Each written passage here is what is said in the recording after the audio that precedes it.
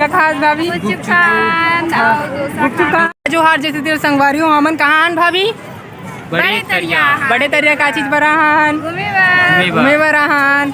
तो ये जो क्या बोलते कहाँ हवा बड़े तरिया रायपुर हाँ रायपुर में। तो आप मन भी आओ, बहुत अच्छा एकदम जबरदस्त सीन हवा है। बहुत जबरदस्त है, बहुत अच्छा लगी यहाँ आके। हाँ। और खाना पीना तो फुल खान पेट पूरा का खाओ का खास भाभी गुपचुप खान और डोसा गुपचुप खा हाँ गुपचुप खाया, डोसा और बहुत सी चाय पिए, केसर वाला बहुत चीज।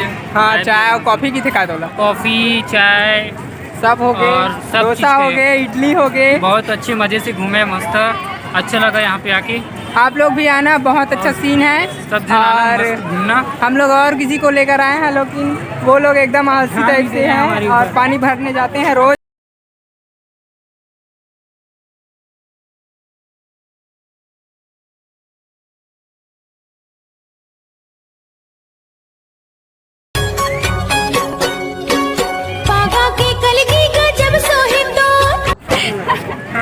तो ठीक है संगवारी हो, बाय बाय टाटा। इस तरह मिला था नवा वीडियो में, और ये कुछ तरह सीन लाई से दिखावा था। चल भाई कि एक आदमी तुम आग देख लूँ। Bye bye Tata.